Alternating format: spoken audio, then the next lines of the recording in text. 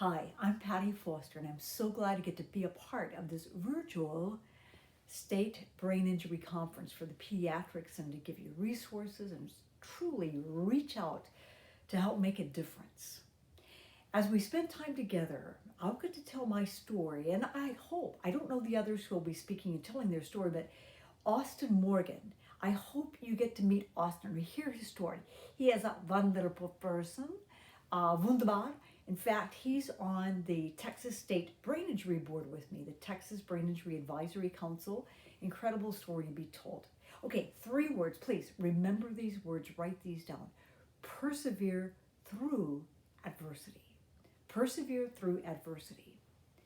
When it comes to brain injury, like some of you know, seeing is not necessarily believing. Don't be fooled always by what your eyes see.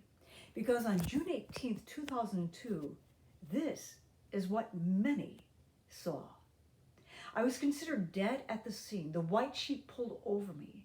The right side of my face was completely ripped, right orifice fractured, eyeball hanging out of its orifice onto the over 100 degrees asphalt of the highway in a rapidly growing pool of my own blood. Well over 60% of my blood was already gone. You can envision this with me. We were in a Tahoe, a red Tahoe. There were 4 of us on our way to meet the other ladies in our last Bible study meeting before taking a summer break. We all had our seatbelts on, good law-abiding citizens. So I was sitting behind the driver. You can imagine seeing this. I'm completely still. Well, maybe not. We're all laughing and talking because the 2 in the front had just gotten back from New York City the night before on a senior trip. So I had taken off my seatbelt. We're completely stopped at an intersection full of traffic. All lanes are packed. Okay, so I take off my seatbelt and turn to check on the flowers, behind that second row of seats in a SUV, that storage section back there. So I turned to check on the flowers when bam, the impact happened. A semi, a tractor trailer rig, you've seen them, pulling a trailer full of cars, barreling down the highway at 70 miles per hour, not slowing down as he came near this intersection. He barreled into the back of our Tahoe, completely stopped we were. So you can imagine that tonnage, when it impacted the back of our Tahoe at that 70 miles per hour, look at that power, look at that tonnage. Remember where I'm sitting, I'm behind the driver, remember? Okay, so I'm turned, yes?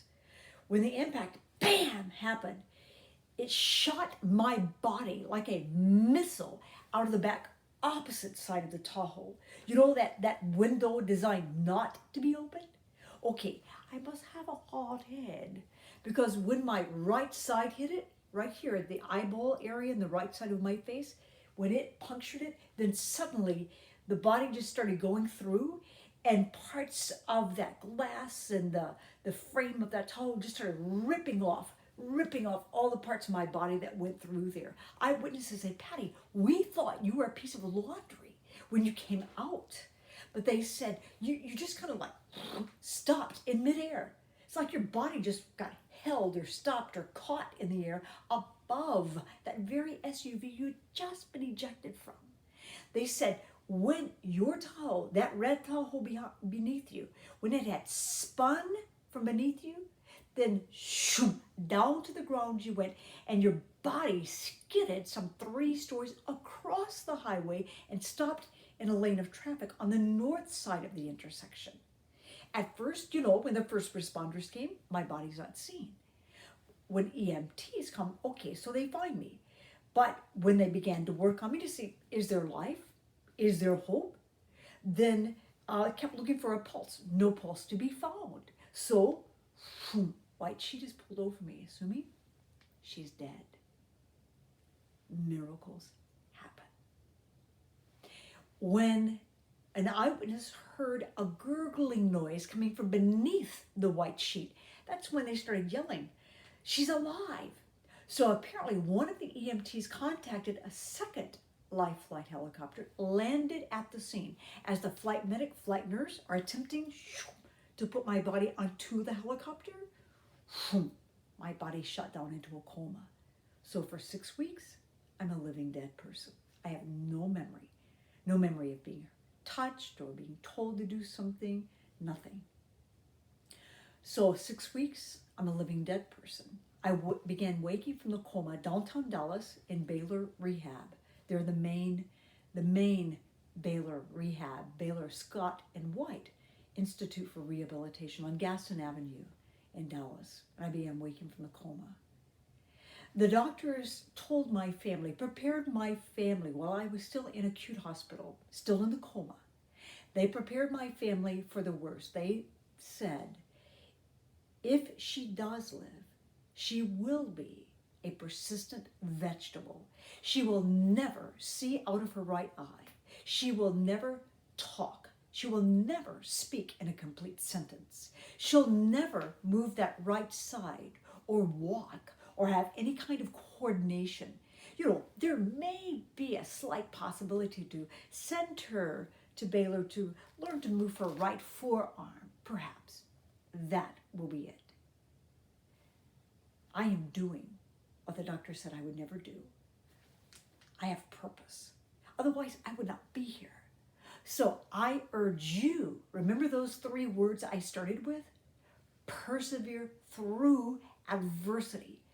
I have lived through adversity, as Austin and so many other of the speakers. We have a story to tell. You have a story to tell. Everyone has a story to tell. We can help each other. We need each other. And during this COVID-19 pandemic and so many other things that may happen in the future, one never knows. We can encourage one another to give hope, not to give up, not to give up. Sure, the whole rehab process in inpatient rehab and transitional rehab, killer hard for me, killer hard. I had to learn every single basic function of living. I mean, there was nothing that came back. Not one single thing came back to me. They had to teach me ABCs. I was a 34-year-old infant toddler. I knew nothing. They had to teach me how to write ABCs, how to identify, how to speak, enunciate, how to swallow, how to chew, math, everything. Seeing out of the right eye, coordination, balance, all of those things. So I never gave up. And I remember the power of presence was huge. The power of presence of my family, of my friends, of the radio listeners. I was in radio all of my life. I was a radio personality down south, Texas, Louisiana, a radio personality in Michigan, Indiana. And I've done voiceovers all over the world. That was in my system. Around 6:45 on June 18, 2002, that once zesty, vivacious, full of life of Patti Foster came to a screeching halt, and everything went dark. I encourage you, whatever you've gone through, what you're going through, maybe you're a caregiver, a care partner, helping someone through, don't give up. I know so often you are forgotten. I cheer you on. I speak for all of us brain injury survivors. I cheer you on. Don't stop. We appreciate you massively. Therapists, you may be in the audience. Doctors, surgeons, anyone else working with anyone affected by brain injury. Persevere through adversity. Let me show you a couple more pictures. This is the Tahoe that we were in that was impacted by the speeding tractor-trailer rig pulling the trailer full of cars. There were 4 of us on our way to meet the others. The front passenger, my sweet friend Heather, didn't make it. Her family had to make the decision to turn off the system. Late into that night, a wee bit before midnight, they had to make that choice. The driver of the Tahoe I was in, she and her husband were pregnant, expecting their first little one. ended up killing the little one in her womb.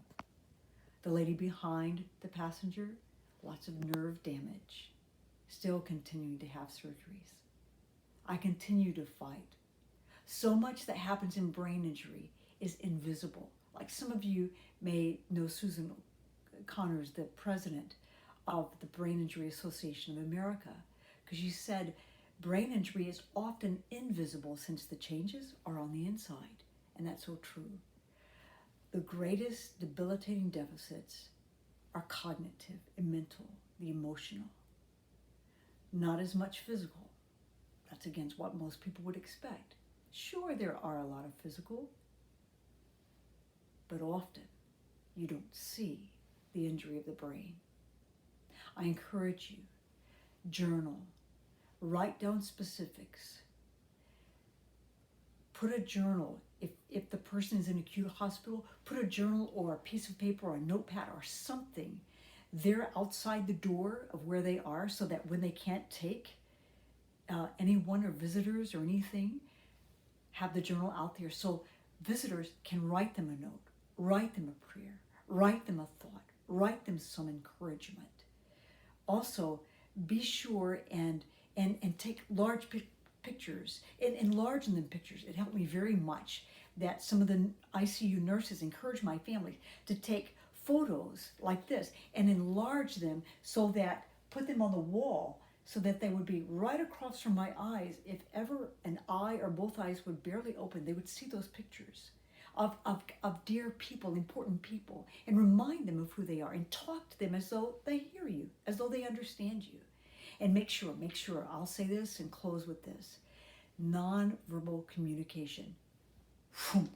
The utmost kind of language. Please, please, please pay attention to what your nonverbals say. I mean your nonverbals. Your eye expressions, your facial expressions, your tone of voice, your touch, your speed of speech, how you move, your walking gait, your standing. Make sure that what you say matches the way you say it. In other words, here's a question. Take this with you. What does your life say when your mouth is not moving? I would love to spend more time with you. So if you have questions, comments, anything you want to talk with me about, and there are books I would recommend, I would love to talk with you. Visit me on my website. You can contact me at info, at pattifoster.com, pattifoster.com. Also, I encourage you, go by hopeafterbraininjury.org. I'm the VP, Dr. Dina Adams. She's the founder, president, incredible, so approachable. Touch base with her. She would love to talk with you or hear whatever you're trying to say, or asking or needing. And be sure, reach out, ask for help. And remember, persevere through adversity. Don't